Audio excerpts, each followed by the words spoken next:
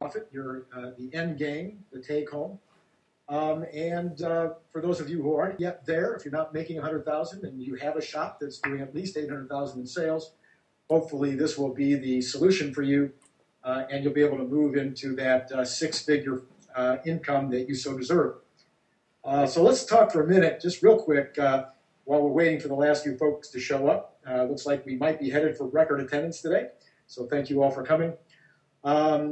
Just before we start, though, just real quick, this is Randy Kirk. Many of you already know me. Maybe you've read my book.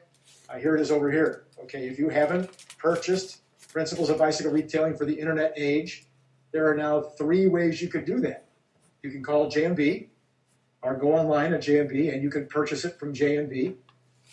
They have it available in all warehouses, ready to ship immediately.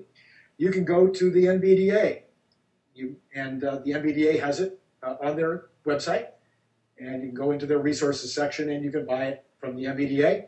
Or you can go to bikeshopowner.com. Bikeshopowner.com is not only a website, and it's not only where you can buy the book, but that's also where we maintain our portal. And a portal, as you probably already know, is a web location where some things are stored. And what's stored on the portal there is lots more stuff that wouldn't fit inside the book, things that wouldn't be obvious, they wouldn't go inside a print book. So videos and copies of these webinars and extensive in-depth analysis of the things that are inside the book. And the portal does require membership, but the membership comes free when you purchase the book. So there's my advertisement. Please buy the book, and we'll be happy to have you become a member of our portal. If you need to reach me for any reason, there's my email address, and I answer emails very quickly. And there's my phone number if you would like to call me. I'm perfectly happy to have discussions with you on the phone about the subject today or about other subjects. Many of you may also know that I am a marketing consultant and run a company called Randy Kirk and Associates, and we do help many bike shops across the country with their marketing, and you'd be amazed that the fees are relatively inexpensive. Let's just say for now, well under $1,000 a month for marketing consultation. Okay, so with all those commercials out of the way, and maybe with our attendance now where it's going to be for most of the hour, let's dive right into the subject matter here. Let's get rid of the picture of the book. And the first question we have today is, why do you need a profit? And, there's a lot of folks in the bicycle industry that have this kind of romantic idea about being a bicycle retailer, that it's not about the profit, that it's about giving back to the community, it's about being a great resource, it's about being lovely people. I chose not to pursue a career in law, even though I have a 3-year degree from UCLA Law School. And my Juris Doctor, I decided not to practice because I didn't like those people. I decided to spend my entire career in the bicycle industry because I like you people. and it's just a nicer group. So the profit motive certainly was there, but a lot of people just like to be in the bicycle industry because it's a nice group of folks, and they want to be a part of something that is making such a contribution. Maybe it's because you're just into it. You're an athlete, or you are a rider. You always have been. You like it a lot, and you want to be able to share with others in the riding community. But at the end of the day, it should be about profit, at least partially, and maybe it really needs, as you'll see here, maybe it really needs to get higher up on your list of why it's critical. So what are the obvious reasons for wanting a profit? Well, you can buy cool stuff. That would be a major reason why people want to make a profit. They want to be able to buy a house and a car and maybe a yacht, and whatever it is, there's stuff on your list that you would like to buy. And so, buying cool stuff would be a really good reason to make a profit. The more profit you make, the more cool stuff you can buy. Retirement. Maybe you plan to work until the day before you die. That might actually be my legacy. But for most people, they want to retire 65, 70, maybe even sooner. Without a profit, there's nothing to put away for that retirement opportunity. And so that's an important one. You might also want stuff for your kids, like college tuition, help them buy their first car. A lot of parents help kids buy their first house. In this market, that is certainly important. So, you're looking to make a way for your family, make it better for your family for the next generation. That's a great reason to want to make a profit.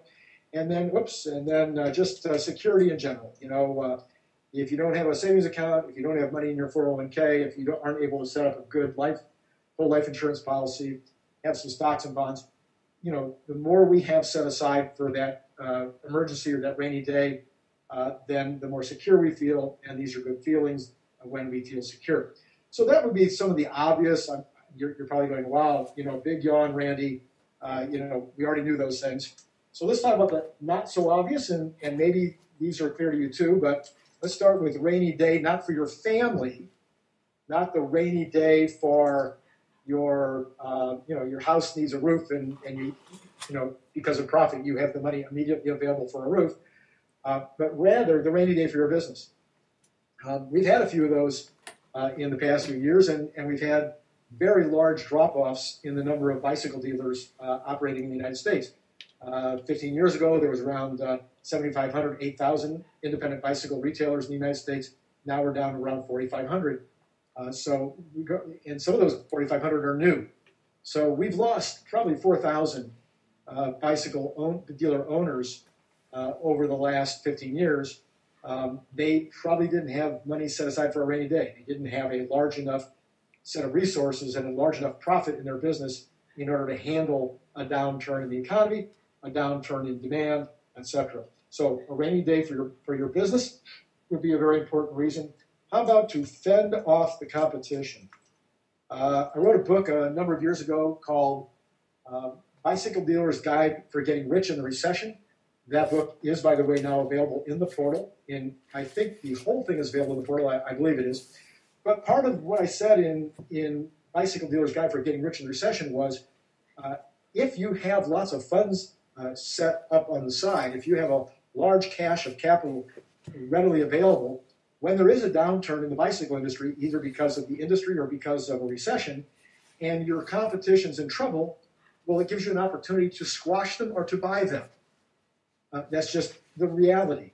So if the guy down the street is in trouble, you can either up your game, increase your marketing, and potentially put him out of business, or you can go down the street, make him a very low offer, buy him out, now you've got 2 stores.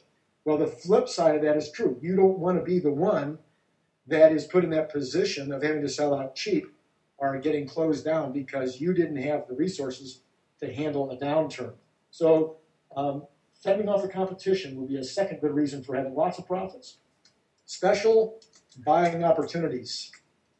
I got involved in an email exchange with a dealer over the last few days who had seen that this webinar was coming up. And he says that he makes an extra 6%. Now listen, folks, I'll be suggesting that you should be making 50% margins overall. We'll talk about that in a minute in the details. But he was saying he was actually generating 56% margins. And the reason for that was he had so much capital on the sidelines that when J&B or others who are really good at coming up with these major buying opportunities, he would see these major buying opportunities and buy a year's worth. Well, sure, that reduces your turns, but if you know you're going to turn it and you can buy it for 15 or 20 or 25% off, sometimes even 50% off in really special circumstances, well, that's going to dramatically increase your margins, and therefore you don't have to worry too much about your turns in those kind of circumstances. So being able to take advantage of major buying opportunities is a great reason for having lots of profits and therefore lots of money available on the sideline. To qualify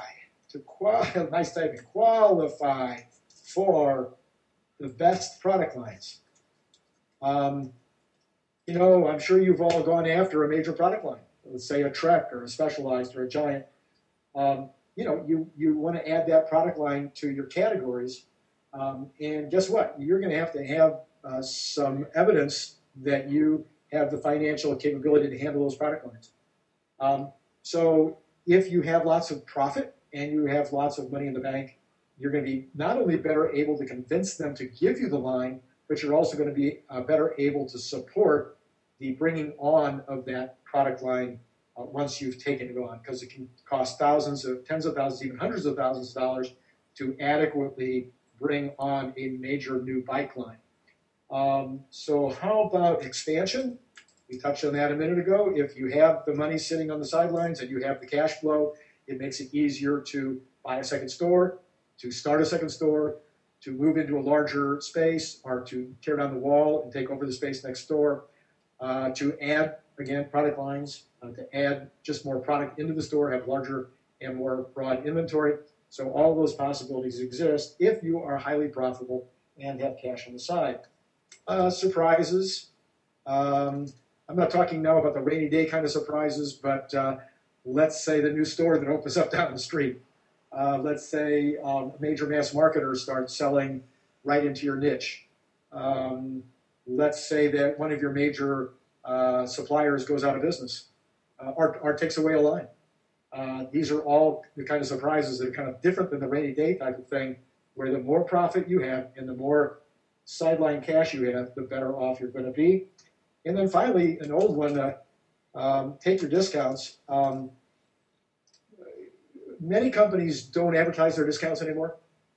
In this marketplace, with interest rates being as low as they are, giving even a 1% discount can be in some ways kind of foolish for a distributor or an importer. But guess what? Suggest them. Ask them. If you have 30-day terms now or 60-day terms, or if you have some kind of a dating program put in place, what would the discount be if you paid now? What would be the discount if you paid in 10 days? Is there some kind of discount for having it set up on a credit card to take immediately? So taking your discounts, when interest rates pop back up again, and they will, you'll probably be able to find situations where people are perfectly willing to give 3% 10 days. Others will give 2% 10 days. Well, 2 to 3% of 800,000 is 16 to 24,000. That is a lot of the money you need to get to that $100,000 number. All right. So why do you want to make a profit? Those are some of the reasons, and those are some of the circumstances which make it important to make that profit. What are the biggest obstacles to making a profit? Okay, let's see here. We have number one biggest obstacle to making a profit is not doing any bookkeeping at all. Now you're going to go, oh, come on, nobody does that. Well, I don't know. We've got a bunch of you there, listening to us today. Maybe somebody's going, oh, yeah, that's me. We hardly do any bookkeeping. We kind of throw a bunch of receipts at the end of the year to our bookkeeper. He or she throws those together, puts together some kind of a tax return. Believe me, there are a lot of bike shops in America that do their bookkeeping that way. So not having any kind of bookkeeping at all. But now let's say that you're above that, but you have not taken an inventory in years. Or you take an inventory once a year.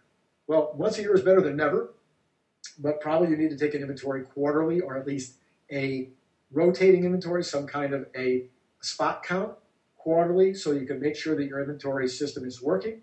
But if you don't take an inventory at least once a year, you'll have no idea what your profit is. So, for instance, I have someone I know who recently took an inventory after 2 years and had to write down $100,000 in their final P&L for the year. They were $100,000 off in their inventory. Well, okay, if you thought you made $100,000 this year profit, and you write off $100,000, all of a sudden you made nothing. So the whole year you think you're making money, but at the end of the year, all of a sudden the truth comes home. So not taking inventory is a major obstacle to making profit. If you can see that you're not making money more frequently, then you can make changes more frequently in order to take it to make sure that you're going to make a profit at the end of the year. What's the next obstacle? Not looking at the results of your bookkeeping. So, all right, I've got another client who has a bookkeeper. He turns his records into them once a month. The bookkeeper produces a P&L. And until I started working with him, he was never looking at the results. I looked at the results. It took me about 5 minutes to see that his break even was $200 a day more than he was grossing. And he wondered why he couldn't pay his bills. He wondered why he was bouncing checks. So here he was on a quick look at the P&L for any given month would have shown him that he needed $1,500 a day to break even, and he was generating $1,300 a day. So if you don't look at the bookkeeping, then it's a problem. So many people don't look at the bookkeeping, and then those who do look at the bookkeeping, if they don't know what the results mean, then it doesn't help much to have looked at the bookkeeping anyway. So do you know what the results mean? Can you look at your profit and loss statement from your bookkeeper and know what to do? Can you tell where the problems are? Can you isolate the situations that you need to change? Well, that's what we'll be talking about in detail in a few seconds is, okay, now I've got my P&L. How can I look at that P&L and make some decisions? And more often than not, the areas that are going to be important are going to be too much overhead. That can be labor, that can be rent, that can be cost of goods, that can be shrinkage for various different reasons. It can be small costs that add up. So too much overhead is usually the big profit killer. Too low of margins. Everybody is out there going amen and amen.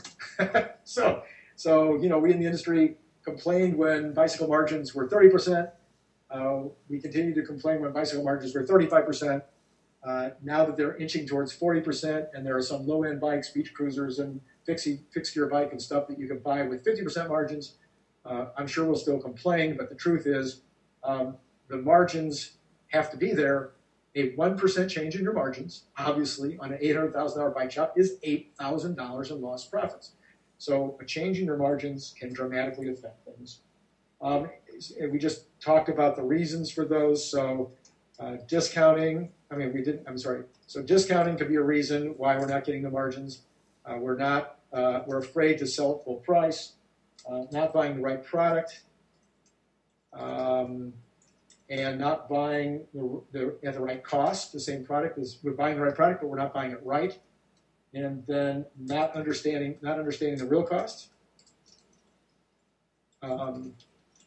So that could be because we're not including freight or labor. These are some of the major areas that we mess up with regard to margins. So discounting, pretty much every bike shop I've ever dealt with as a consultant, as a friend, as an associate, as somebody that was selling to the bike shop and just happened to know the details, pretty much every bike shop I know fights constantly against the whole discounting routine, and tries to imbue in their salespeople that they shouldn't be discounting all the time. And then they turn around as the owner and discount, and the employee can hear the owner discounting or see that the owner is giving that discount. So I think discounting is pretty much in the DNA of the bicycle industry, but how can we avoid discounting so much?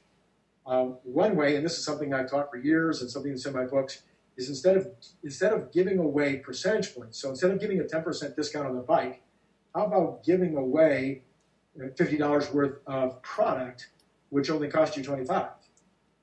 What about giving away some service down the road? How about giving away a $50 gift certificate for service in the first year, or a lifetime service warranty that you put a price tag on of $200 that you're going to give them for $100, give them for $50?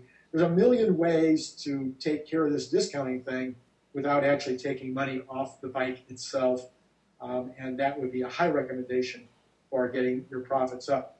Not buying the right product or the right cost. So if you're buying a product that is going out of style, and that means you're going to have some discounting on it later, or you're going to have to actually, turn it into a museum piece and lose all your money on it, that's obviously going to really hurt your margins.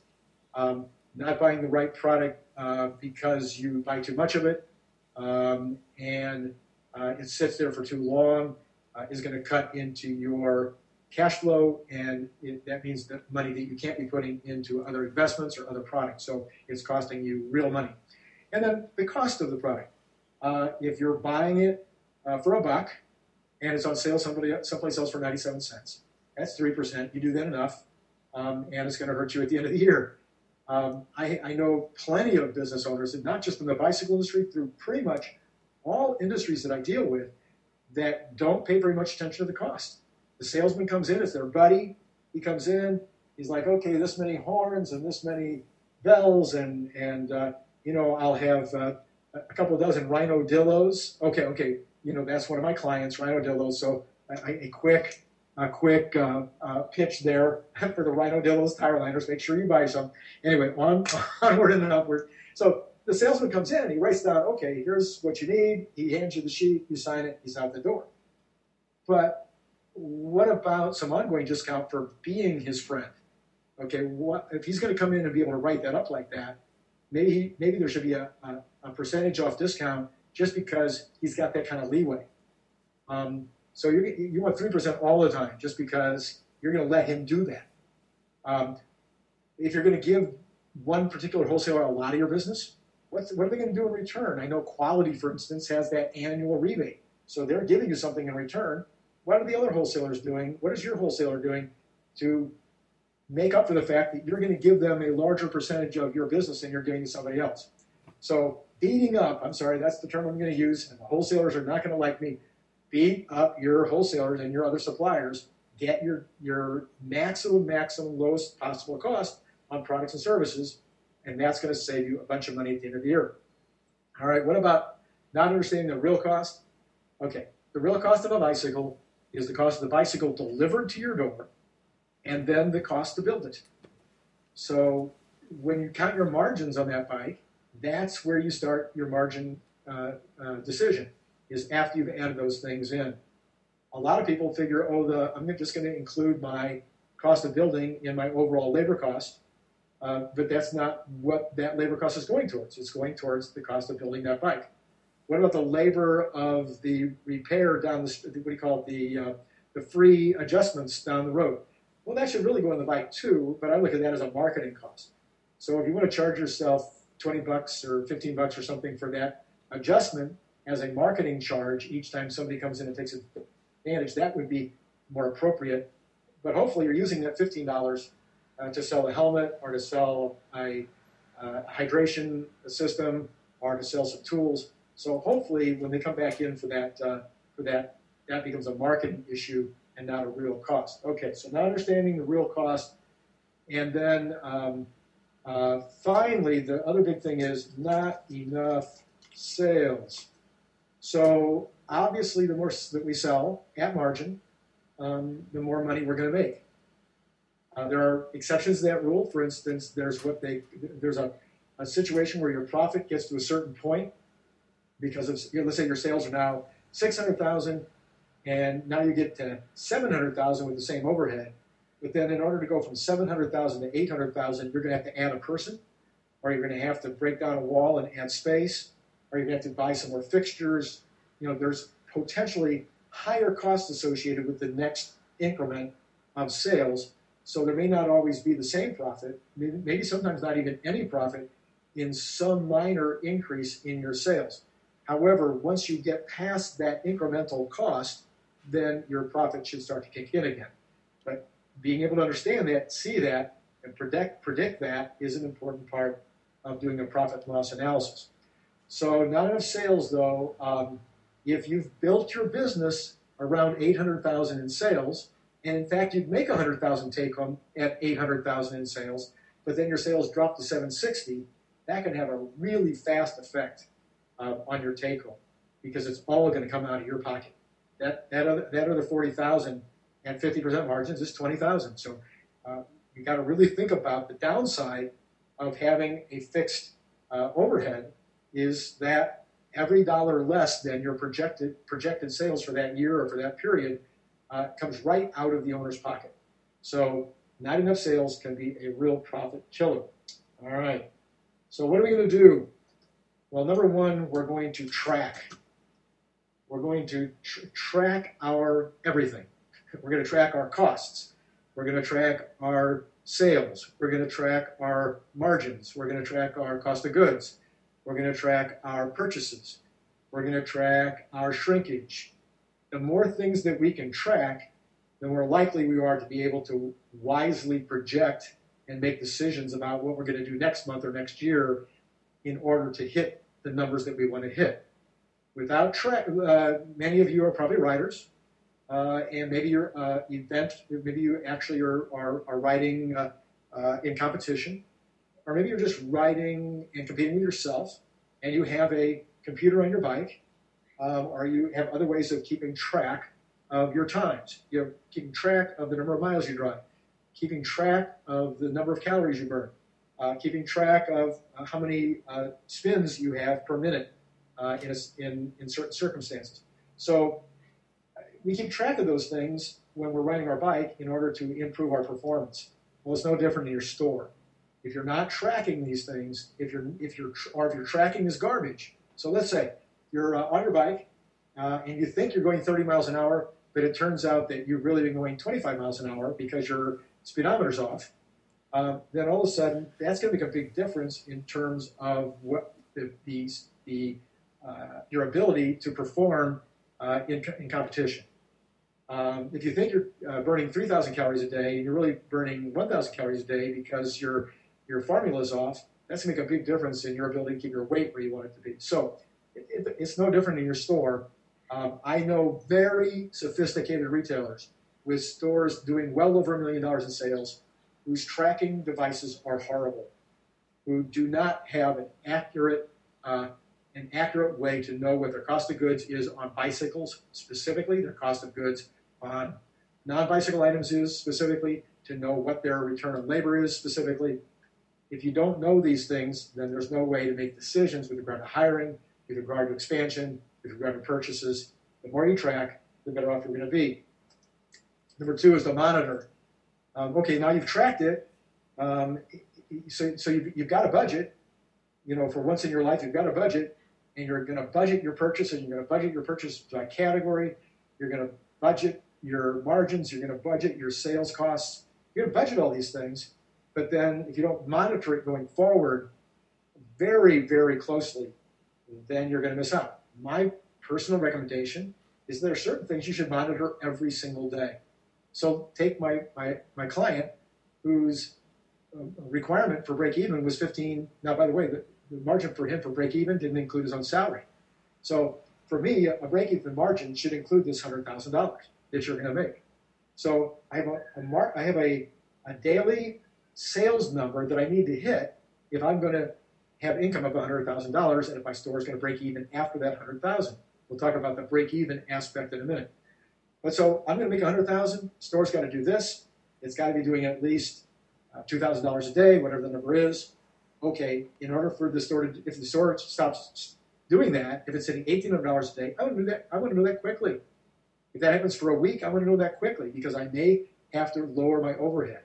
I may have to make some decisions in terms of increasing marketing, or finding ways to sell more on a daily basis by amping up, by having a meeting with my sales staff, or by making some changes in the way we sell. If my margins are not hitting my margin requirements, I need to know that weekly, if at least, certainly monthly. But I'd like to know my margin requirements daily, and most good computers today would certainly give you that. So track your sales.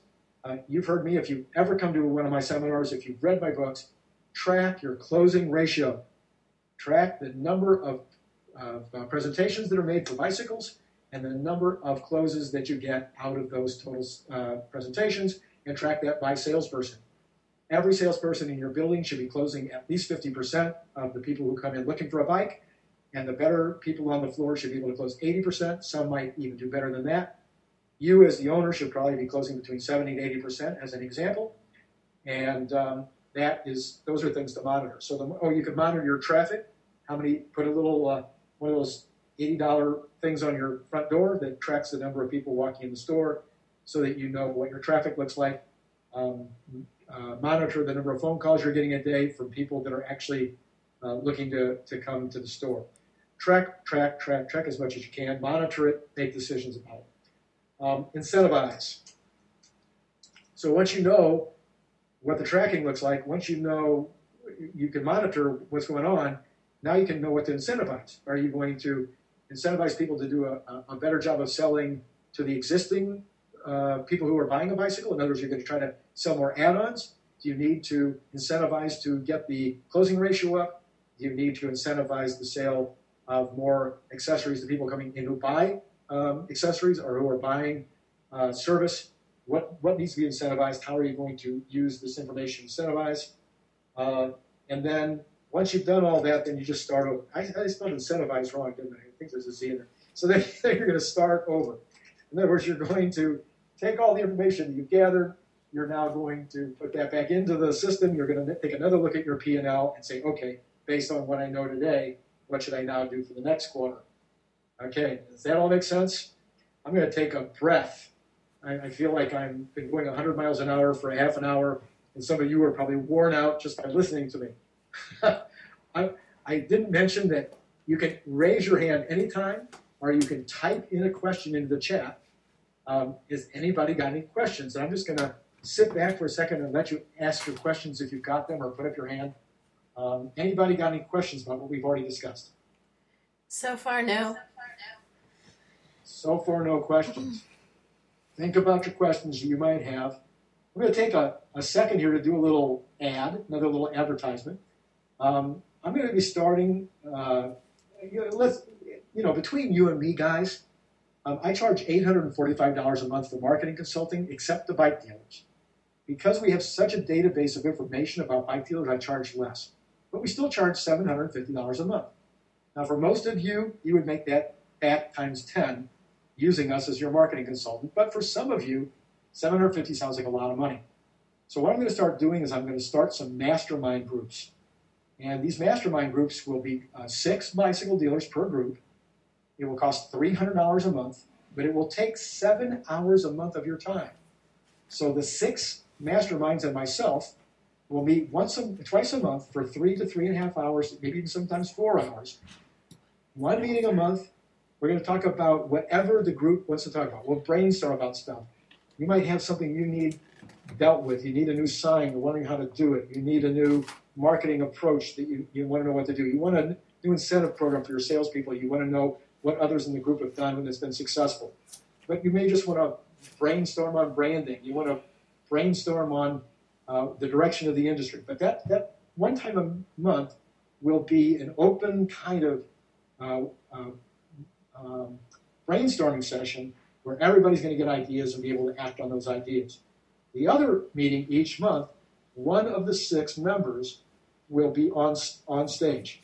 When I say on stage, that person will bring in their information, even their profit and loss, their balance sheet, whatever they want to bring in, financial information, and all kinds of questions and issues that they're dealing with right now about making money, about dealing with employees, about dealing with the government, about what they're doing in terms of maybe their community involvement.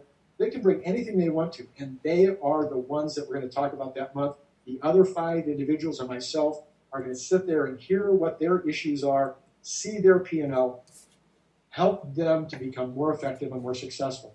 So to be a part of a mastermind group is going to be $300 a month, obviously much more affordable. And you might get more, quite honestly, I don't know. You might end up getting more from the mastermind group than you do from my marketing consultation. Who knows? But let's just say it's a less expensive way to take advantage of the potential that there is for getting together with me and with other marketing people, with other people in your industry, to talk about how to become more successful. And that will all be done by Skype or by Google+. There'll be a video conference where all of us will be able to see each other on the screen and talk to each other in that environment. Okay, so if you're interested in that, you know what my email is. It's right up here. You can email me about that. You can call me about that. And that's my other short commercial for today. All right, let's go on now. Let's take a look at that P&L. So here's the P&L. Does it look familiar, guys? If that's not big enough, somebody send me a thing in the chat room. It's big enough for me, but hopefully the rest of you can see it. So let's take a look at this P&L. This is a P&L for an $800,000 bike shop. Right over here, $800,000 in total sales. By the way, any questions, Ashley? Yes, there's one question actually. Go ahead. It says, I'm a bike shop owner but don't manage the store. How do I persuade my manager to track closings and train the staff better? He's been in the business 30 years and is pretty set in his ways.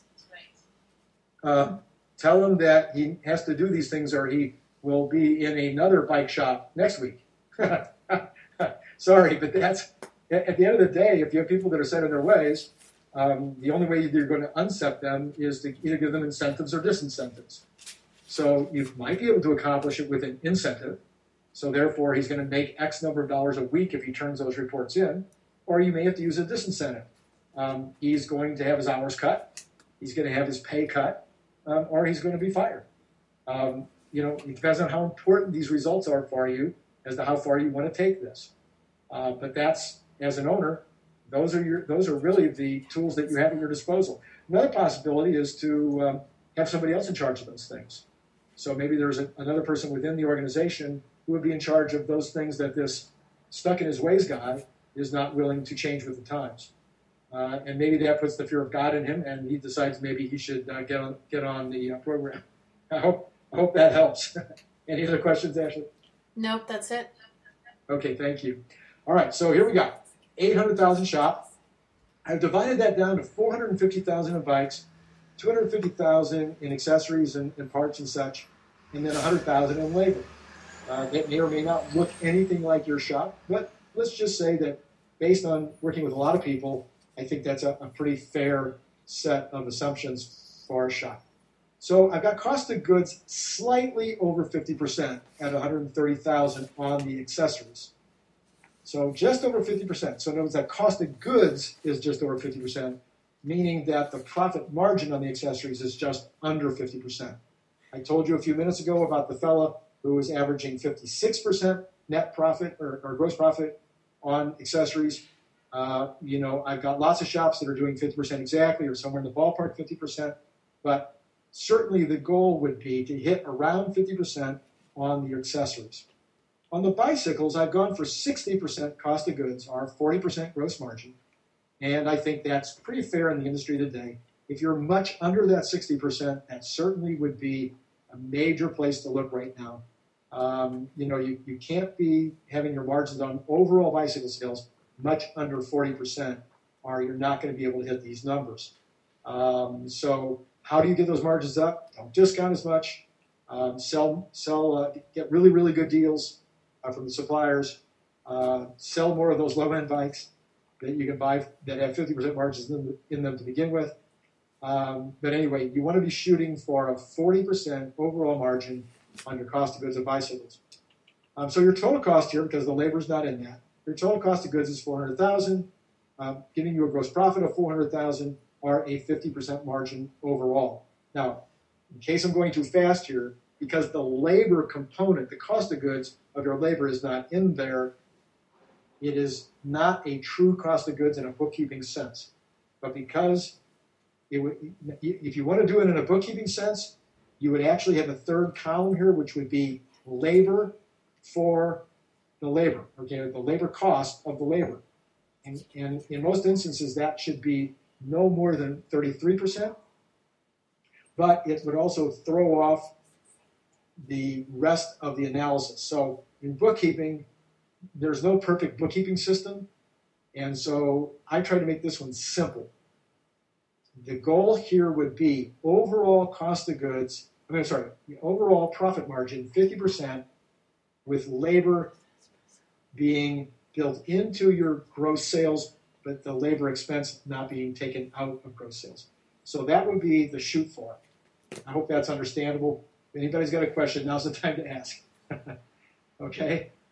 I've got the rent at $5,000 a month. I live in Los Angeles.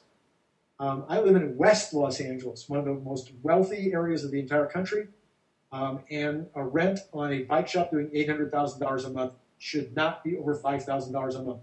If you've got an $800,000 bike shop and you're spending more than $5,000 a month, send me an email. We got to talk. You need to figure that one out. Either get your sales up or find cheaper rent. I would say in most cases, if you're doing $800,000 a month, you're doing less than $5,000 a month in rent, and therefore your profits would be higher. Next, I've got the advertising expense at $30,000. This might be high for you. This might be low for you. I can't imagine an $800,000 bike shop spending less than $30,000 in advertising, in overall marketing expense. Now you can see that that overall marketing expense of $30,000, if you were paying me $750 a month, the total you'd be paying me is $9,000 a year. So at $9,000 a year, that would still leave you $21,000 for actual print and website development and all those kind of things that would cost extra. So you see the amount that I'm charging is not crazy. It is certainly possible in an $800,000 bike shop. Okay, let's go to auto expense. Some of you may not be expensing anything for your autos. I would encourage you to do that. I'm sure you do have auto expense. And maybe yours is higher than that. I took this from somebody who is actually taking that as the charge, and I thought it was reasonable. Telephone expense. If your telephone expense is more than $3,000 a month, call your supplier. Whoever you're buying your telephone expense, whoever you're using for telephone, give them a call. You should be able to beat that down. That may be high right now, $3,000 a year for telephone expense. Insurance expense. This would be your product liability, your fire theft. You might have some other kinds of like the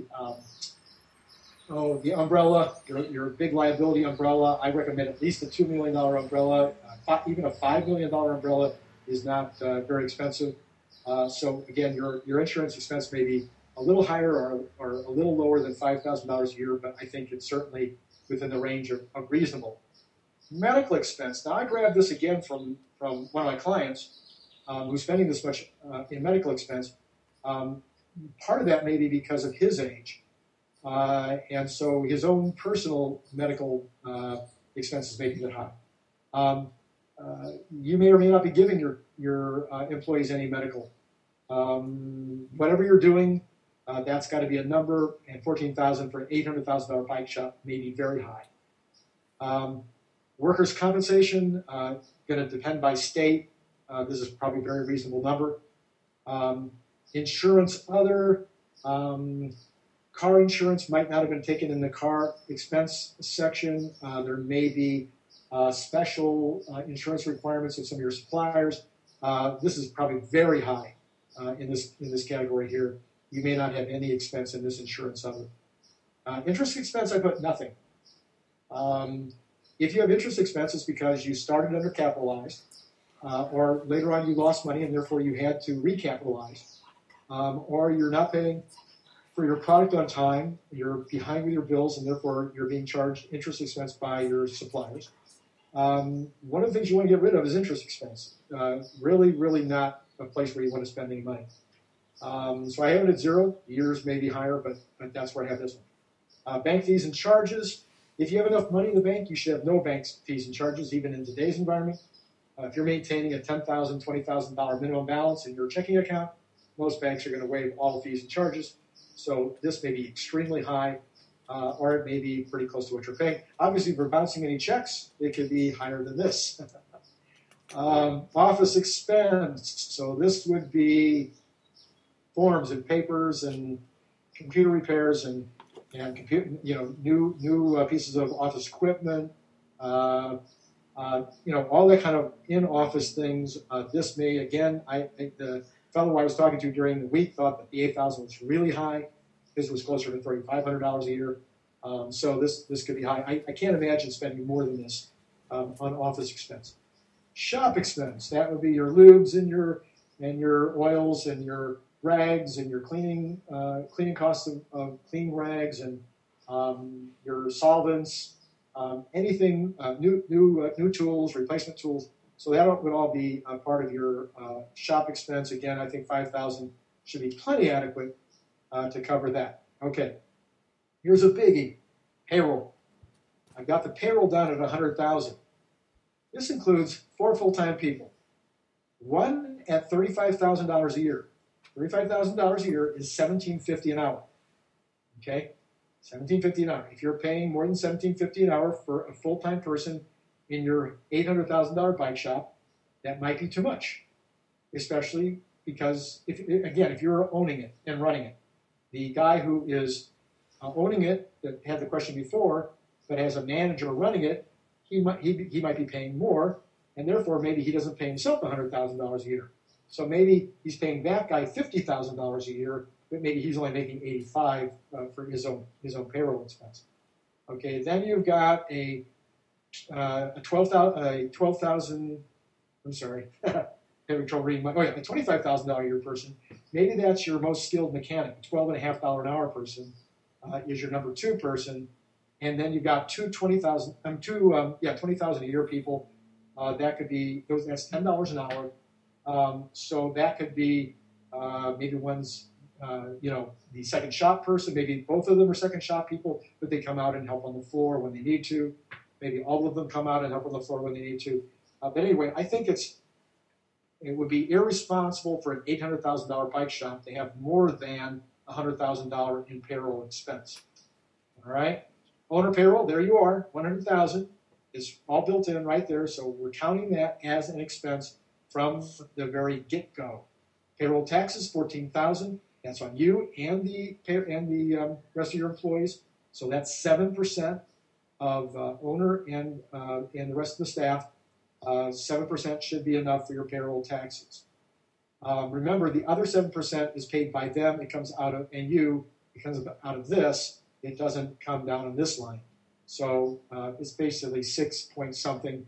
But I rounded up to 7 because in some states you'll have some other. I think actually there's another percent for health insurance or something, health Medicare or Medi-Cal, whatever. Okay, so 7% should be enough. Bookkeeping and accounting, $5,000. That might be high. If you have a full-time CPA, when I say full-time, if you have a CPA that reviews your books quarterly or annually, that's probably about right. If you're not using a CPA, you're just using a bookkeeper to review your numbers once a month, probably $3,000, $3,600, $4,000 is probably enough. Legal fees, maybe high, maybe zero. Maybe you've got a big legal expense some year, but as far as budgeting is concerned, $1,200 a year is probably more than enough. Repairs and maintenance, ceiling, interior repairs, repairs on shelving, all that kind of minor stuff adds up. $300 a month. Hopefully that you would agree with that. I didn't put anything in for depreciation and amortization because it could be anything. Almost impossible for me to know your circumstance. If you've just spent $100,000 on interior improvements, then you're going to have a big number. If you have the same material you've had for 5 years, you might have no depreciation and amortization. Training conferences and dues, $2,500 a year, and then I added to that some travel and expense. So if you go to Interbike, and you could add those two together, so you would have $5,500 to spend once a year to go to Interbike. Licenses and permits, $2,000 a year. I think that should be adequate. Miscellaneous, $300 a month. Who knows what that might be. Storage. Some of you need storage off facility storage because your spot's not big enough to handle all the product. So you might be spending a couple $100 a month or $150 in storage. And then utilities, that would be your cable, your gas, your electric, your heating, whatever those that you have to take care of. In some parts of the country, that might be a little low. Now you'll notice, at the end of the day here, we only spent $381,000 out of our $400,000, so we ended up with an $18,900 profit on top of the $100,000 we paid ourselves. So isn't that cool? So not only do you get to take $100,000 home to mama and the kids, or daddy and the kids, depending on the spousal arrangement, but at the end of the year, you get another $18,900 to spend. And that's all on an $800,000 bike shop. Now, if your numbers were lower than my numbers down as you went through this, then obviously there's potential for you to have actually had more profit at the end of the year.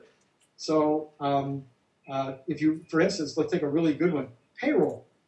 I could show you bike shops that are doing $800,000 a year if the owner is full-time and active that don't need 4 full-time people. Okay, so that is a real opportunity for you to cut costs if you are wanting to even make more money than this. We're down to like 10 minutes, so I want to take questions again. Are there any questions out there about what we've been covering here? Yeah, 2 people mentioned credit card processing charges. Credit card processing charges, I guess that could fall under, quite frankly, I would count that up at the top under net sales. So, I mean, that's one way to do it. I would have my bicycle sales less processing costs for a net amount of my overall income from bicycles. That's one way to do it. The other way is, as mentioned, you can add that as another line item. I would hope that that would be overall somewhere in the 1.5% category, because some people aren't paying with credit cards, and hopefully you've made a really good deal with your credit card company.